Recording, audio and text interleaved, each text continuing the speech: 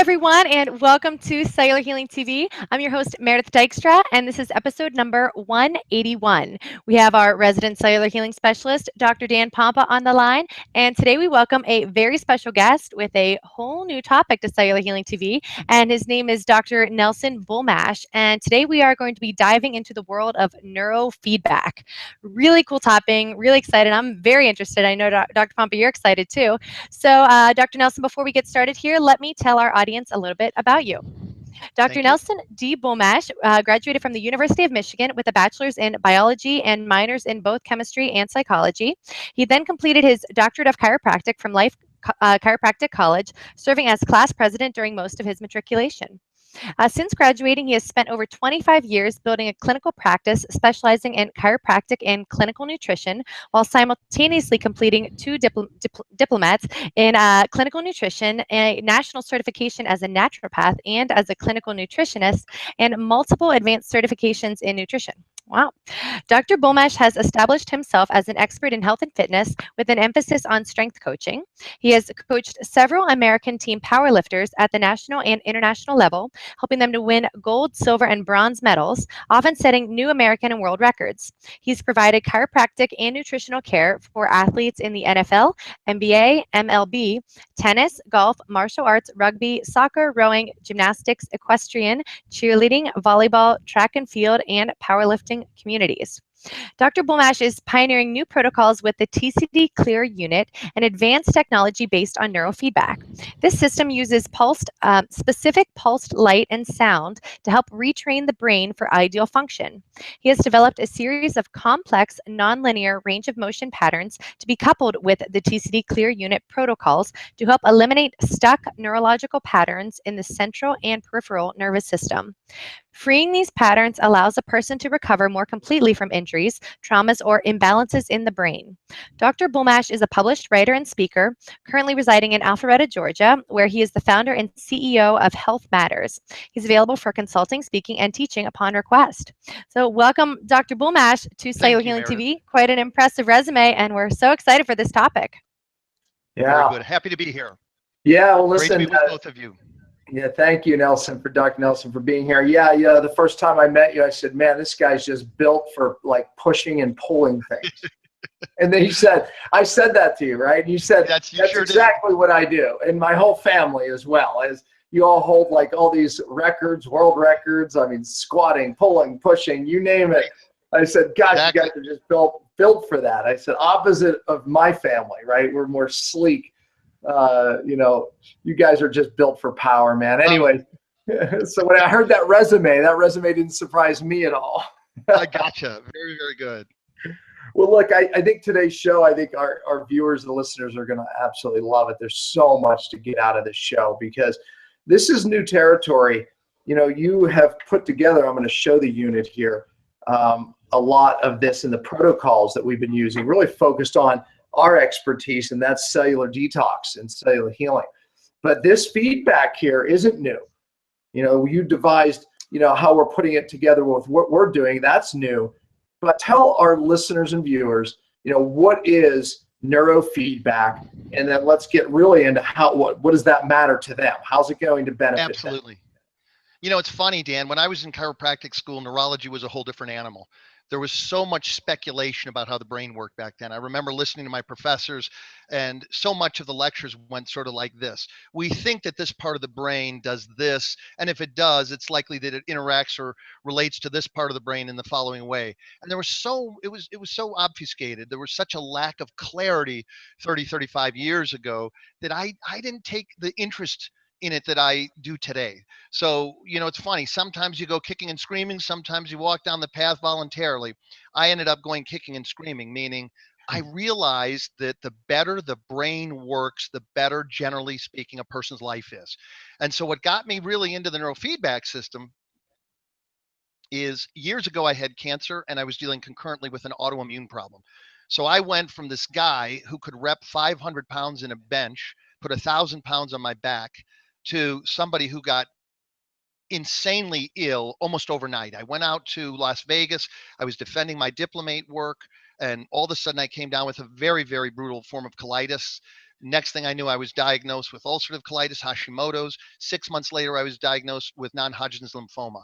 So my life was turned upside down, like a tornado, so to speak. So I spent the next years figuring out how to really get my body going from being somebody who was an elite athlete, somebody who pound for pound as a drug-free, non-equipped athlete was among the strongest there was in this country, to somebody who had difficulty walking upstairs, somebody who had difficulty working. I mean, for me to finish day-to-day work took everything out of me. And of course, it was a long time to recover. So what I did is I spent the rest of my life and career, as I do today, figuring out how to make my brain work better. Because one of the parts of the body, as you know, that's really impacted when you get ill or when you have a trauma is the brain.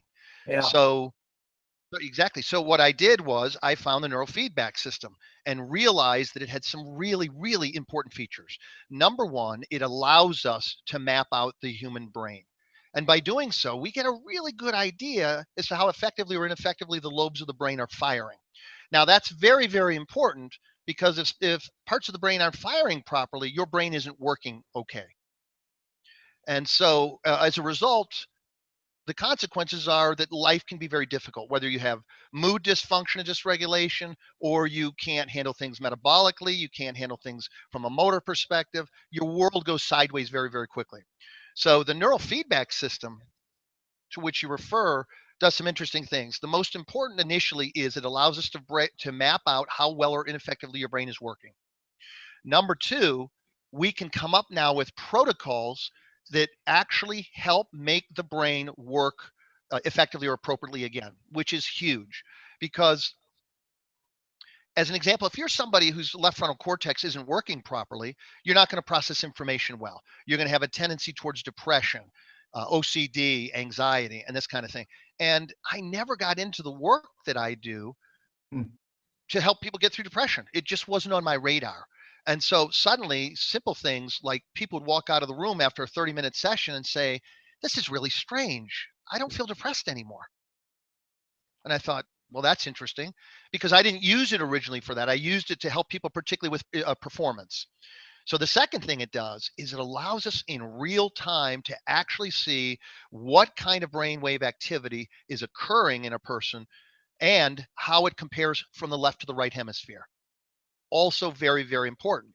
If we have one side of the brain working well, but not the other side, there are clearly going to be problems in the functioning of the individual's brain and therefore in their life. Thirdly, we use the neurofeedback system as a form of operant conditioning, in this case, specifically known as biofeedback. So what we do is very easy. We sit a person down in front of a computer and we play a movie that they like, as long as it's not something violent, something that's easy on the nervous system, not traumatizing. And the person gets to watch a movie. Now, here's what happens. If your brain begins to drift, then the movie disappears. No sound, no visual. And of course, that's frustrating to the individual. So it teaches the brain how to focus and retain its focus so the person gets rewarded by being able to see the movie that they want to watch. What it does is it allows us to use something called a neural entrainment. A neural entrainment is where we expose the brain concurrently to specific pulsating light and sound tones. And this trains the brain to form optimized brainwave patterns, which in turn translates to helping us think, function, and feel in an ideal manner. So you have people that have difficulty with anything from OCD to depression to anxiety, who suddenly after several sessions come out of the room and say, wow, I have a lot more energy. I'm sleeping better. I'm interacting more appropriately with people. And I feel more successful, more effective in my life. Yeah, so I just realized my son is using this and he didn't recharge it, darn it. I want to kill him. All right, so anyway, I wanted to show this unit. Now, yes. I wish I could show it.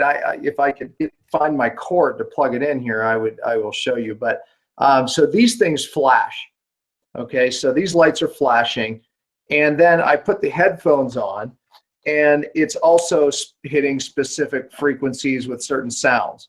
Explain to the folks listening to why these glasses with certain colors, certain flashing, and listening to this, how that can change your brain? Absolutely. Really, really good question. Thank you for asking that. That's the million-dollar question. So in essence, we're born with this beautiful, beautiful ability to alter the architectural connectivity of the brain. It's called neuroplasticity. So neuroplasticity allows us through learning and experiences, or from recovering from trauma or diseases like a concussion, like a brain tumor, to repair itself. So this is a phenomenal ability. So what we do with the flashing lights is we specifically reprogram or retrain, reformat the brain to maximize its synaptic firing. Now the glasses are really important because what we know, Dr. Pompa, about the glasses is the color is very important. For example, if somebody comes in and they're having terrible problems with anxiety, I'm going to use either blue or green glasses. Right. I have blue, I have green, I have red. Perfect. Perfect. So the blue is the most cooling color for the nervous system. It's very calming. If I put somebody on specific programs for a lengthy period of time, 45 minutes or an hour, it's so calming for some people who have really severe anxiety issues or depression. It can actually calm them so much that it has a sedative effect on the nervous system. So it really drives a parasympathetic state in the nervous system. This is also very, very good for people with extreme adrenal fatigue issues, right? Somebody that's been through a post-traumatic stress issue, a divorce, death of a family member, very, very commonly used for people who are firemen, police officers, or vets. They suffer tremendously from post-traumatic stress disorders, and nobody really knows how to take care of them. I'm almost embarrassed because when I started using this technology, it made me so effective. I appeared to be a far greater expert than I ever really was. And it really wasn't my expertise. It was the power of the unit. So these units are so effective, both the TCD Clear unit and the neurofeedback system, because the power of entrainment, retraining the brain with specific frequencies of sound and light and specific colors, allows us to reformat the brain so that instead of producing, for example, high amplitude alpha waves in the left frontal lobe that can lead to depression, anxiety, and so forth, we can balance out those brain waves. And so suddenly that disappears. Now, their problems don't disappear. For example, if they're getting a divorce, they're still going to have to go through the process and the trauma of getting a divorce or the healing of a loved one passing. However, what it does is it optimizes the brain so that the brain has a higher critical threshold of adaptation to stress. So now something that seemed insurmountable to recover from is suddenly, the individual's suddenly able to heal. So green glasses, for example, are very healing. They're very calming like blue, not quite as calming as blue, but still very calming. But what I love about the green glasses is they're remarkable for facilitating healing. They're really, really effective if somebody's injured, if somebody's been highly stressed, to help calm the nervous system. But in addition to calming it, it does something that the blue really doesn't do, and that is it gently activates and stimulates you. So you're left where the blue leaves you feeling very calm. A lot of people come out of the room saying, wow, I feel very chilled. The green leaves you feeling energized. So the blue used to be my favorite color. Now I'm kind of leaning more towards green because you can take these people and calm them, yet leave them with access to greater adaptive reserve capacity by increasing their energetic dynamic. Yeah, no, I love the green actually myself. That's my favorite. And then when you go into this, and you can see here, folks, the TCD Clear unit, and I probably have enough battery without running off to show them that there's different programs. So this one's called Rejuve. I'm running out of battery here even to see that. But there's different sleep. There's sleep 1, sleep 2, sleep 3, healing, recovery, calm. So talk about these different programs, dynamic. So attention. Talk about some of these different programs. And we even have them to match our detox, by the way. Right. So when someone's in a preparatory phase, we have what would best match that. The body phase, but when they get to the brain phase, we have one that you can run the brain phase because we want that stimulation. But explain how that works. Excellent question again. So I want to shift gears now. We've been talking about the neurofeedback system. I want to switch to the TCD clear so I don't leave people hanging. Yeah, sorry. I'm just kind of giving something to Oh, understand how no. the brain. You don't owe any apologies. I just want to make sure that in my speaking that I'm clear. So the protocols that we use for the TCD unit are actually based on the neurofeedback system. So we have any and all those protocols taken from the neurofeedback system and put in a very, very easy format to use. And we call that your TCD system, the TCD unit. So here's what's neat about this. Number one, it's like, do you remember when Windows came out and all of a sudden you didn't have to program all these backspace, backslash, colon, this and that? So this is, for this technology, the same as when Windows came out and you could click on an icon, meaning it's made so that you don't have to be a neurologist. You can simply look at the chart. I'm cheating here. I have the chart in front of me because I thought maybe you would ask some specific questions. And you have a variety of basic programs that allow us to take a person that through your program and make it even better by improving their specific brain function based in this case on their symptoms. So Rejuve is just that. It's a program that helps give you a bump, a boost so that you can function better. The sleep programs are designed as the Rejuve is so you can take a quick nap, a 15-20 minute nap. The Sleep 2, a little bit longer, 2 to 4 hours. And then the Sleep 3 is a program that helps calm people. It's just so wonderful to do before people go to sleep because it helps drive theta and delta waves, specifically delta. And what we know about delta wave production is that the more prominence you have of delta waves, the more you check out of the external and even the internal world, and you shut down so the body can really repair itself. So each of these different, I won't go through all of them, but if you'll permit me, I'll go through a few of them that are really critical. The Rejuve through Sleep 3 are important for those people who are having trouble being rested, being calm.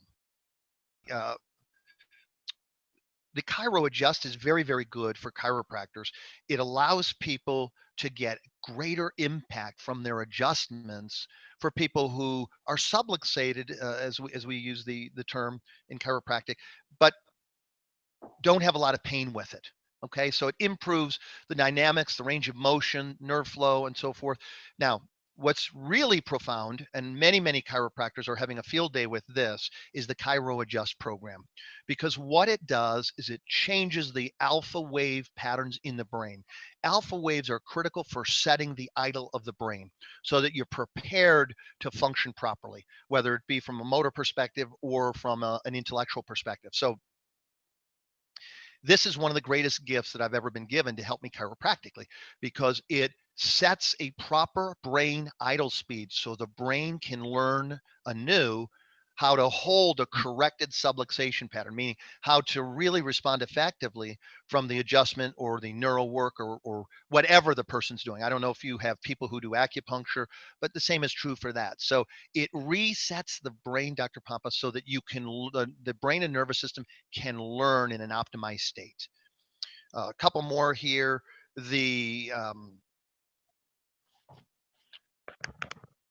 Excuse me, I apologize. I think I had it backwards. I think I said, did I say Cairo Adjust a moment ago for the pain? Let me clear that if I did. The Cairo Adjust is for no pain adjusting, meaning the person No, isn't you in said pain. that. I think you said that correctly. Did I say that correctly? Yeah. Okay, I just want to make sure. Thank you. All right. Now, my two personal favorite programs, Smr Zone, which is a 20-minute program, really helps do anything from decrease pain to eliminate brain fog, allows enhanced motor function. So this is one of the things I use for athletes who are getting ready to go out and compete at a high level. And it's so incredible when I use it on somebody who hasn't necessarily used it before and then suddenly uses it, because all of a sudden you get a basketball player, a skier, a tennis player, and their reflexes are sharper, they're faster, their coordination is better. And they come back and they say to me, what just happened? Clearly, I was not myself. I just performed at the highest rate I've ever played at. I was faster, more coordinated, better balance, better agility, better skills. Well, because it works the sensory motor cortex. So that sensory motor strip is the interface between the brain and your body's ability to do anything from a motor perspective. So that is. So basically, again, it's retraining the brain in a pattern. So now that you gave him an example, re-explain how it does it one more time. So, I'm sorry, you blanked out for me there, Dr. Yeah, Pompa. I'm saying that now that you gave them that example, re-explain for them again, how these flashing lights, certain sounds can retrain the brain, repattern the brain. Okay, so these flashing lights specifically target specific parts of the brain and nerve pathways while inhibiting others. So specific colors target specific pathways, Mhm. specific frequencies target specific parts of the brain and specific pathways from firing or being inhibited. In this case, it increases proper firing of the sensory motor strip, Right. dramatically increases one's ability to function physically in particular. Yeah. Yeah, no, exactly. That's why I wanted to explain, that this is real. I mean, you have this thalamus that sits in your brain that takes in all this information and, creates all these pathways. And, Right. we've spoken on this show and we've interviewed experts, about similar things, how the brain can wire, right? It's like, and therefore these pathways are set up for better or for worse. This is basically Right. rewiring new highways in, right? Yes, exactly. It's just a faster way to do it, folks. That's the cool thing. And then I think, like said, this unit is taking what with our docs do in their office to something that makes it a little even a take home. However, many of our docs use this in their office too. However, you have a way of mapping the brain, and then, like you said, your biofeedback machine does what this does, to the next degree, making people watch screens, etc. So what is the brain mapping, and how do you can you see it before and after you do these things on the brain mapping? Absolutely. This is what's so exciting. This is where the rubber meets the road. With the neurofeedback system, we do a mapping before somebody ever gets started. So we have a baseline of how effectively or ineffectively their brain is firing. Is 20 sessions, 30 sessions later, we remap brain. And in doing so, we get to actually see how the brain is favorably altering its firing patterns. Keyword favorably, optimally. Yeah. Yeah, no, it's so cool. I mean, the results speak for themselves. I mean, really, this is new technology, for us and our doctors, but again, this isn't new technology. It's just been made simpler, honestly, Yes. Much more simple. But Meredith, I know you have some questions, especially someone looking on that says, gosh, I've never seen this, technology in my life. Right. Always. Well, I always have questions, Dr. Pompa. So just to back up a little bit. So neurofeedback in general is when we're looking at the brain, when we're finding these irregular brain patterns, and then we're seeking to target those and retrain the brain for favorable results, right? Exactly. And So we're I'm doing wondering, so through two means, real quickly, Meredith, to reiterate, two means with the neurofeedback system. One is through biofeedback, which is a form of operant conditioning, and through neuroentrainment. The TCD unit uses specifically neuroentrainment, right. just for sake of clarification. Yeah. Right. Awesome. And that's so amazing about the TCD Clear unit too, is that it's this take-home unit, so we can do it at home and do these sessions all the time. So I definitely I have some questions about that. But first of all, so I'm wondering about some specific conditions that are really helped and benefited by the TCD Clear unit, neurofeedback, and who would be the best candidates for? Well, it's interesting you asked me that, because one of the projects I'm going to be doing next is to determine and create an algorithm for, if a person presents this way, what. So you can have people who are helped through recovery from illness, from trauma. You can have people who simply want to sleep better. You can have people who do protocols like the Calm program, the Smr Zone, or the dynamic, to just optimize the general brain function. So even if somebody isn't injured, even if somebody isn't having brain problems per se, meaning they haven't had a stroke, a concussion, they aren't depressed, you still can optimize. There you go with the glasses. You can still optimize. Yeah, so just so they can see it. Now, I found my cord. That's why I disappeared there for a minute. So okay. There you go. So there's the green that seemed to benefit me the most. For sure. I like you, I love the green. I don't have the earphones on right now, so I can hear you all. But right now in the earphones, I would be hearing specific sounds, and you can see those are blinking at specific frequencies, and I put it on the SMR zone right there. So, so when I walk down the street with these, people think I'm nuts. No, I don't walk down the street. I usually just do my daily activities though. I can still see through them, and I can still work here, and I can still do other things, which actually seems to help just by getting other stimuli. Is that true? Yes. Yeah, it just, that's what I was saying, Dr. Pompa. What's neat about it is, sometimes, rarely, but sometimes I get a person in who will say to me, look, Dr. Nelson, I'm not depressed. I don't have rage problems. I don't have OCD. I'm not injured. Why would I use this? And the answer is still the same. I call it perfecting perfection, meaning it's no different than going to a gym and weightlifting to train the biceps or the deltoids or the shoulders. It's a way that we keep our brain sharp. It's a way that we exercise our brain, and in doing so, we optimize its ability to help us think, function, feel, and heal. Hey, will it work? Like, I don't have the earphones on. Am I still getting good stimuli just with the visual?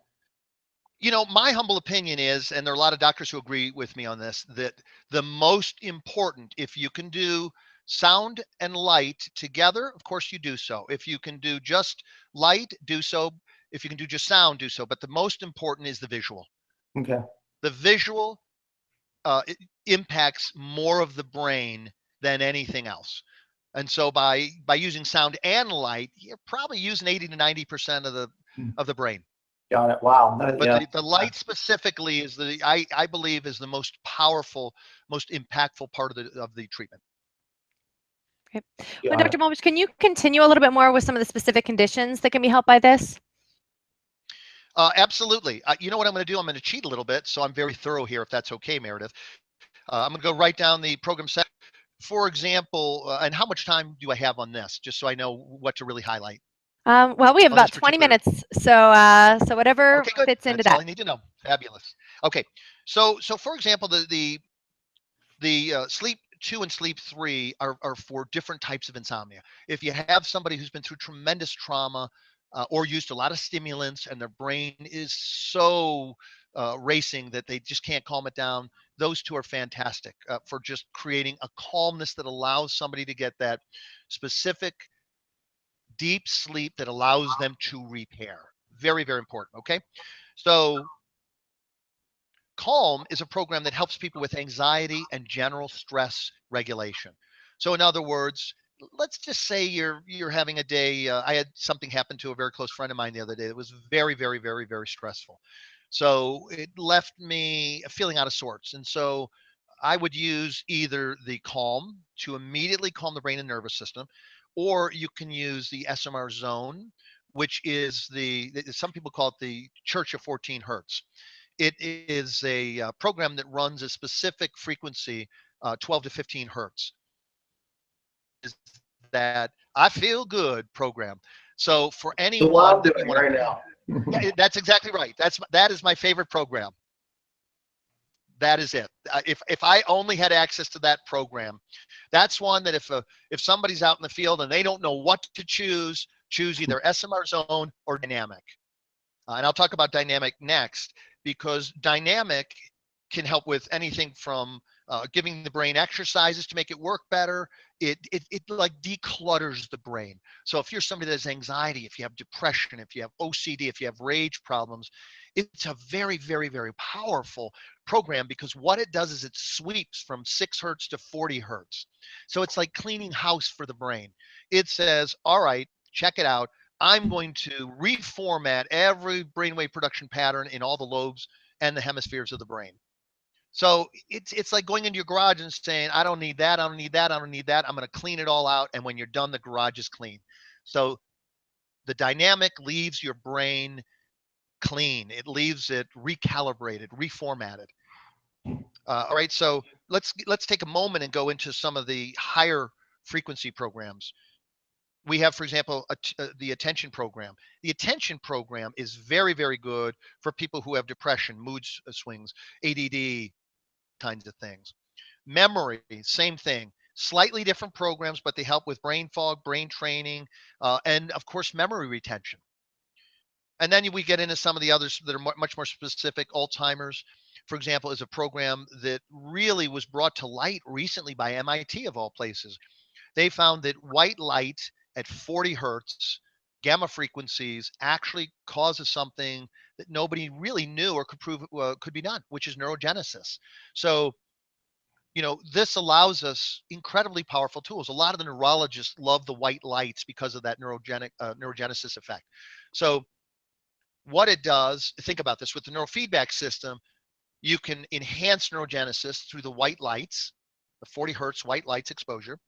You can also train it with biofeedback, which is a specific type of operant conditioning, and through entrainment. So that gives you three powerful vehicles. So if you have somebody who has Alzheimer's, if you have somebody who's had a concussion, somebody who's had a stroke, this can accelerate the neurogenic effect that helps repair the brain. Did that help, Meredith? Yeah. It did. It did.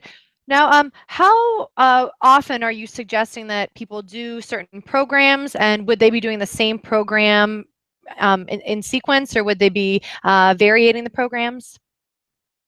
Boy, you two really picked some great questions. I'm so pleased. Not only do I like you a great deal, but you're making me look good by asking me the exact questions that need to be addressed. So, uh, what happens with the brain is, for example, even though I love the SMR zone and the dynamic programs, eventually you want to change it up, because like when we were little kids, where we'd say, "Mom, I'm bored. I don't want to do that anymore." Whatever it was, even if you like playing baseball, even if you like riding your bike, even if you liked playing with your friends, you got to change it up. And so it's very important to alter the color of the glasses periodically, and to alter the frequencies that the brain's exposed to, or the brain, like a child, says, "I'm bored, I don't want to do this anymore." Meaning you'll hit a point at which you're no longer going to help benefit the optimization of the brain. Altering the glass color, by altering the programs, you stop the child, if you will, from getting bored. And the same is true of the brain. Now, is that weekly variation, monthly variation? Could you just be a little more specific? Yeah, absolutely. So it kind of depends, Meredith, on what's going on with the person's brain. For example, if a person, here's what I like to do. I like to start at a very low exposure of the brain to these technologies, because every once in a while you get somebody who's super sensitive. In Ayurvedic medicine, they're called vatas.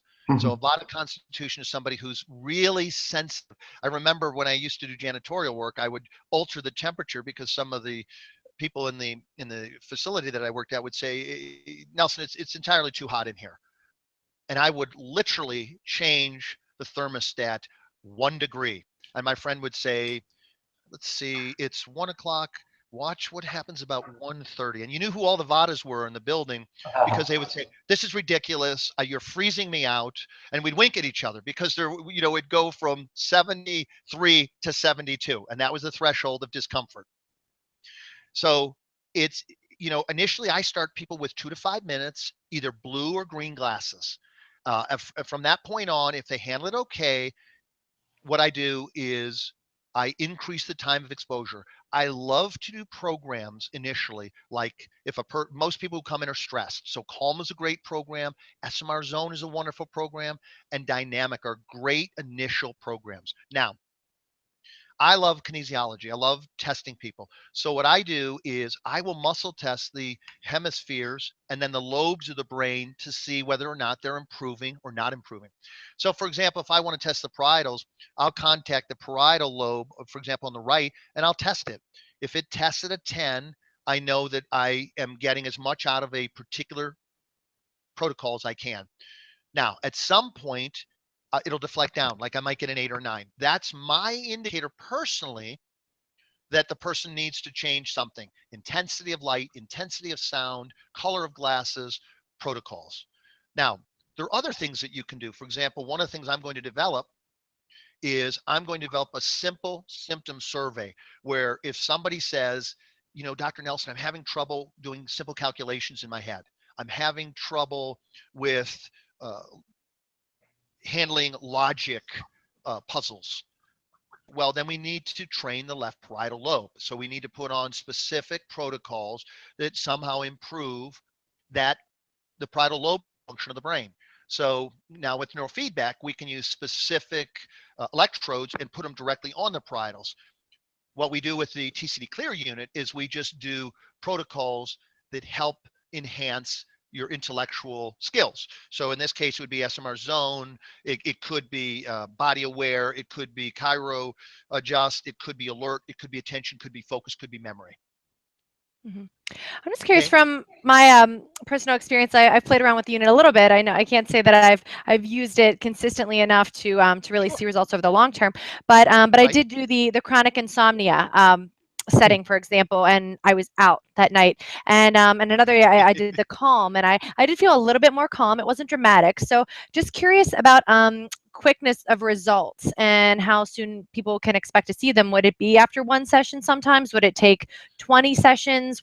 I know that's maybe challenging to answer, but are there kind of some No, no, ranges you've that's observed? really it's very appropriate. So I'll get back to that and the end of your question, which was how often you actually do it, which is it depends on the individual. When I start out, Meredith, I always start out very slowly because you just don't know without working with a person how they're going to respond.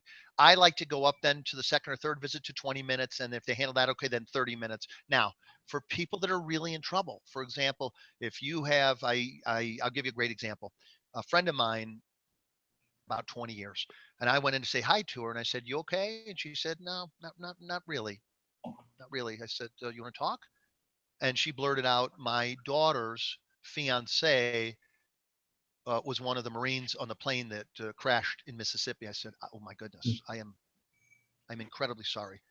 So, so we discussed that, and I said, in a case like that, what is appropriate if you're going to do the focus unit is you could do calm for an extended period of time, like you could do it for an hour, as long as you keep the light intensity low, around 4 or 5, and the sound intensity approximately double, unless they're hard of hearing, in which case you can, make it so it's comfortable for them to hear. You can repeat it every 4 hours. Meredith, it really depends on the state of the individual. If somebody has severe adrenal issues, they're simply not going to be able to handle a lot of exposure to the sound and light. But if somebody is really ill, cancer, severe adrenal issues, they've been tremendously traumatized. The vets coming out of the Middle East, for example, you've got to be really careful how you stimulate them with a sound and lights, because I've had some get very reactive. So my approach is to be conservative and to stimulate very gently. Once a person demonstrates that they can handle more stimulation, then we can do it more often. So you can actually do these focus sessions multiple times a day.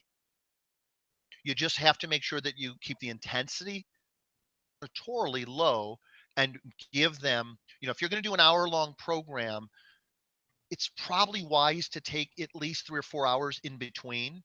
You don't always have the luxury to do that. In a case where somebody gets killed in a tragic accident, I've had people that stayed on the unit. They might take 2 hours in between. They keep the intensity, sound, and light low.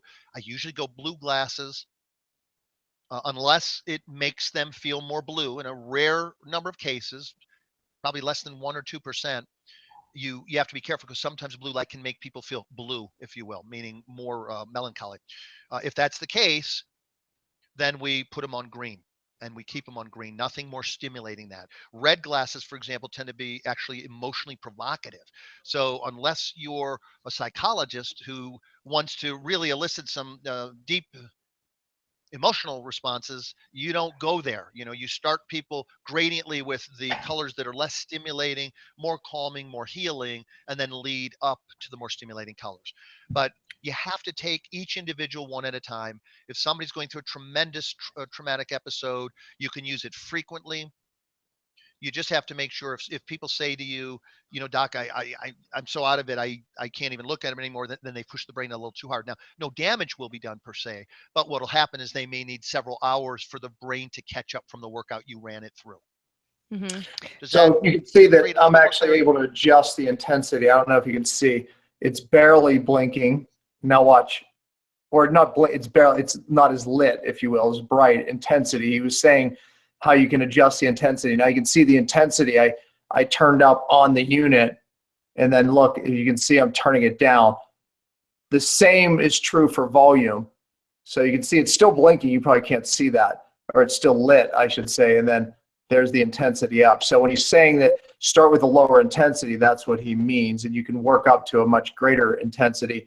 The sound and the light are both adjustable. Right. And I want to clarify, if I may, a couple things. You of course never want the sound to be so high that it gives somebody headache. The sound isn't as critical though as the visual stimulation. And once again, I've done a lot of this kind of work. So I have found that less is more with regard to visual stimulation. Most people who come into my office tend to be more stressed than less stressed. And so I'm a huge fan when I muscle test people for intensity. What I do is I test them before they put the glasses on, muscle test them, find out how strong they are, and then I have them put on I start at either blue or green, and I make sure, first of all, at low intensity that they can even handle that color.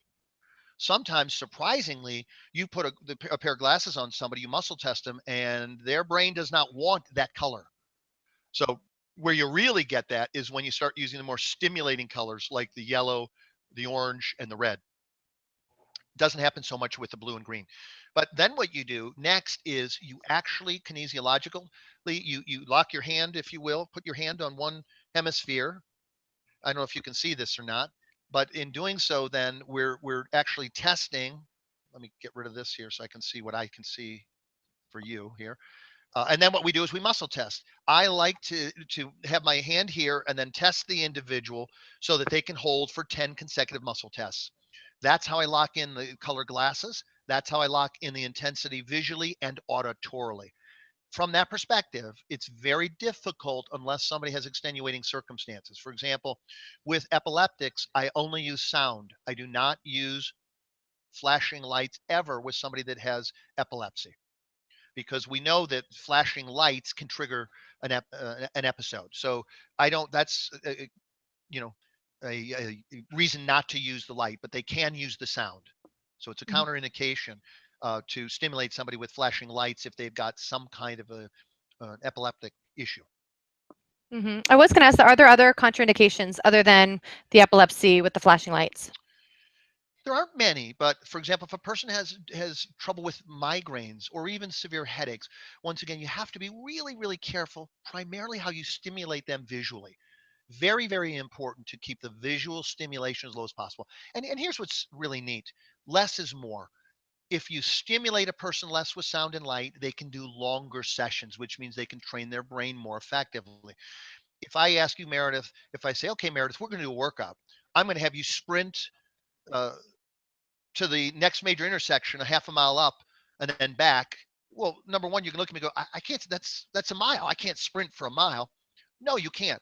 You could sprint for 50 yards, but you couldn't sprint per se for a mile. But what if I said, okay, Meredith, I'm going to give you an hour to walk up to the intersection and back? You'd say, okay, I can do that, right? So in other words, you can do better often with less. You don't get greater effects by increasing the stimulation, particularly of the light. As long as the brain can see it, it's going to react, it's going to respond to it, and you're going to train the brain. Now, when I'd like to take this in a slightly different direction, if that's okay.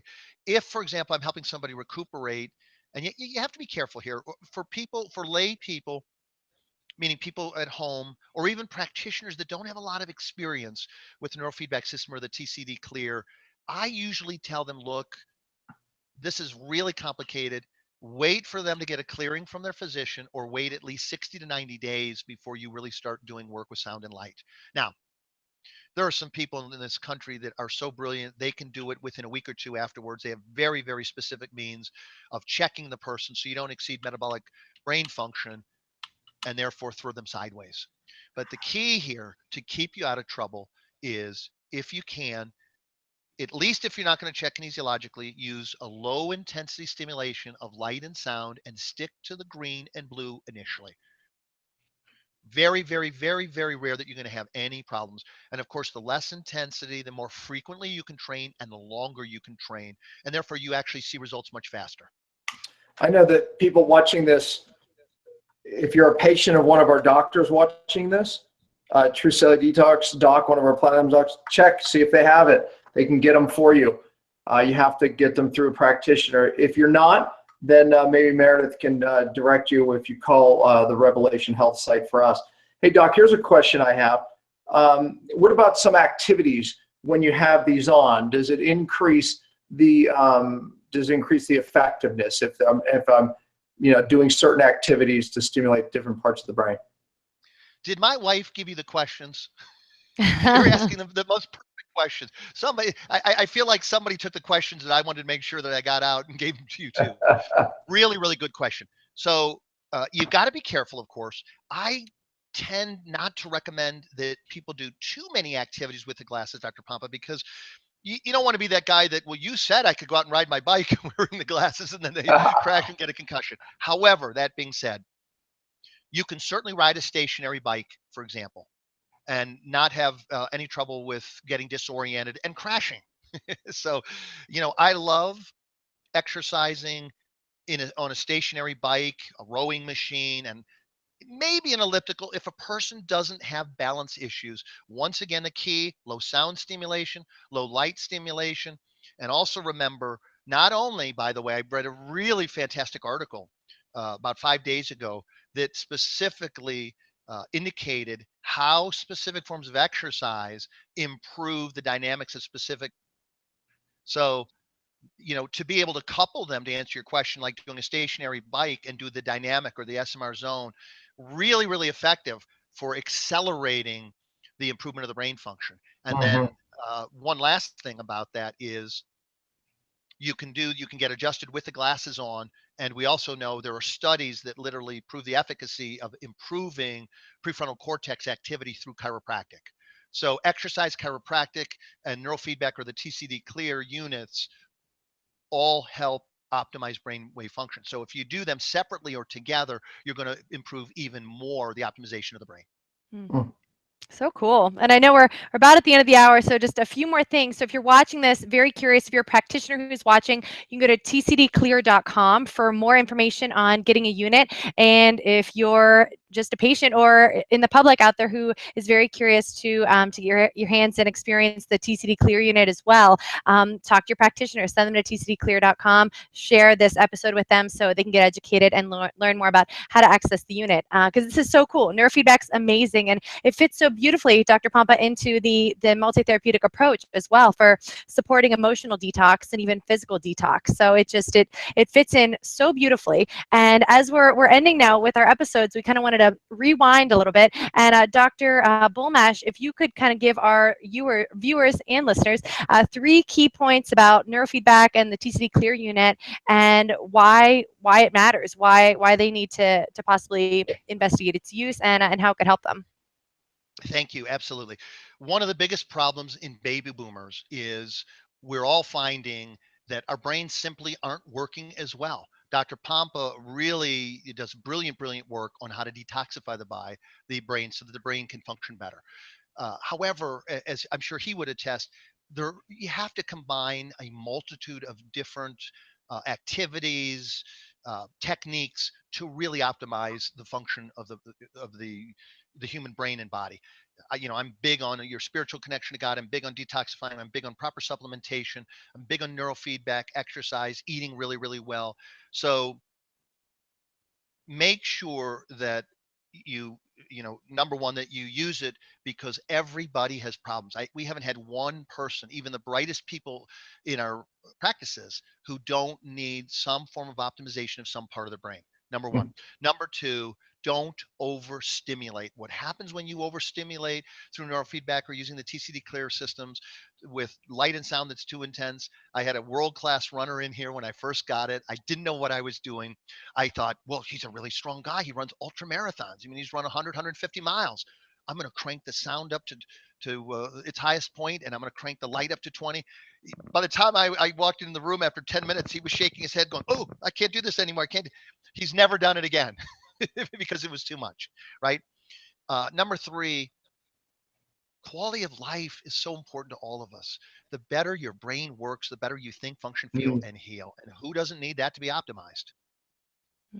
Wow. Amen. I agree. The key to getting well, we always say in detox, we work to get to the brain phase, and it's multiple brain phases. When this is poisoned, everything. you won't heal from anything, whether it's a gut Right. issue, whatever it is, you're not going to heal. This is a direct connection right in there. You put these things together, the detox, hence true cellular detox clear, right?